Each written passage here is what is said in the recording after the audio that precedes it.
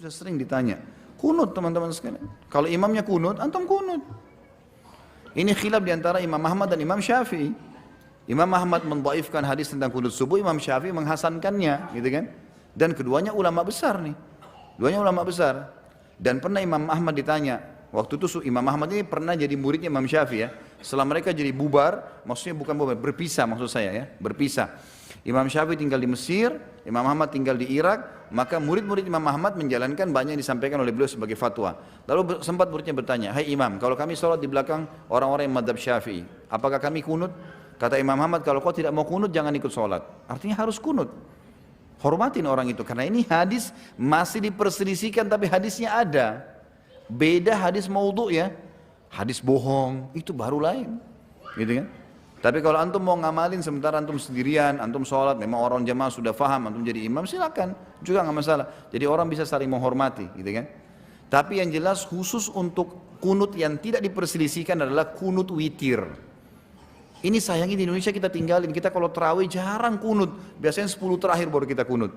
Itu di Masjid Haram tuh tiap malam mereka kunut. Karena memang hadis yang sahih tidak diperselisihkan adalah kunut di witir. Dengan bacaan kunut yang sama ya. Bacaan kunut yang sama, cuma ditambahkan dengan doa-doa.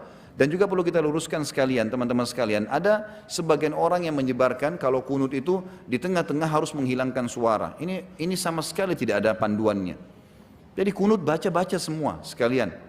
Fa innaka taqdi wa la yuqda 'alaik sampai habis ini mereka kecilin suara. Kalau ditanya kenapa, mereka juga nggak punya jawaban. Ketika kita bermakmum saat salat subuh sedangkan imam kita kunut, apakah kita mengangkat tangan atau tidak dan tidak mengaminkan? Ya, kita kalau imamnya kunut, maka kita ikut kunut. Oleh karena kita angkat tangan dan kita mengaminkan. Ya, itu pendapatnya Imam Ahmad rahimahullahu taala, pendapat Ibn Taimiyah rahimahullahu taala. Jadi masalah kunut ini masalah khilaf yang kuat di kalangan para ulama. Kalau saya boleh bagi ya, ada beberapa pendapat. Pendapat pertama bahwasanya kunut subuh sunnah ya, dan itu pendapat Imam Malik dan pendapat Imam Syafi'i rahimahullahu taala. Kemudian juga didukung oleh pendapat dari Ibnu Hazm rahimahullahu taala, mazhab Zahiriyah. Jadi Malikiyah, Syafi'iyah, Zahiriyah mengatakan kunut subuh setiap hari sunnah. Kemudian pendapat yang mengatakan tidak sunnah ada dua. Pendapat yang pertama adalah mazhabnya Imam Abu Hanifah mengatakan bahwasanya kunut subuh adalah bid'ah. Ya. Imam Abu Hanifah mengatakan kunut subuh adalah bid'ah.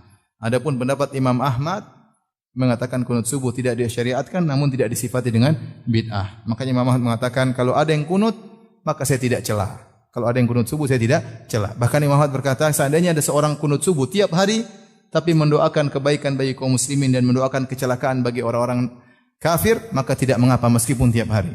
Meskipun tiap hari. Adapun Al-Imam Ibnu Qayyim rahimahullahu taala, kemudian Az-Zahabi ya, beberapa ulama berpendapat sesekali kunut subuh tidak mengapa karena datang dari sebagian sahabat mereka kunut subuh ya. Ini beberapa pendapat, kalau saya bisa simpulkan pendapat pertama adalah sunnah Malikiyah dan Syafi'iyah dan juga Zahiriyah. Pendapat kedua adalah bid'ah, adalah mazhab apa? Abu Hanifah. Kemudian yang ketiga Imam Ahmad, tidak dianjurkan namun tidak disifati dengan apa? Bid'ah ya.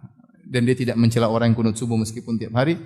Kemudian yang keempat, pendapat yang mengatakan sesekali kunut subuh tidak jadi masalah. Toh Nabi pernah kunut subuh. Sesekali kita kerjakan tidak ada masalah. Kenapa bisa banyak pendapat seperti ini? Karena masalah khilafnya kuat. Masalah khilafnya kuat, insyaallah nanti suatu saat kita akan bahas secara detail dengan sanad-sanadnya agar kita tahu ternyata yang masalahnya permasalahan yang sangat kuat, tidak perlu kita perdebatkan, tidak perlu kita ribut-ributkan ya. Nanti mau kunut silakan, enggak kunut juga enggak apa-apa. Kalau ada imam mazhab Hanafi yang mengatakan kunut subuh bid'ah, khilaf menjadi dua pendapat. Bagaimana kalau seorang makmum salat subuh di belakang imam yang kunut? Maka sebagian ulama Hanafiyah mengatakan tidak perlu angkat tangan, dan sebagian ulama Hanafiyah mengatakan angkat tangan karena status antum adalah apa? Makmum. Dan ini masalah ijtihadiyah. Dari sini kita tahu pendapat banyak. Ya, maka tidak perlu kita kenceng-kencengan masalah ini ya. Kita kenceng tidak pada tempatnya. Paham? Nanti insyaallah ada pembahasan tatkala sampai masalah kunut subuh kita akan bahas. Saya sendiri tiap hari kunut subuh. Tiap hari karena saya jadi makmum di belakang orang yang kunut subuh.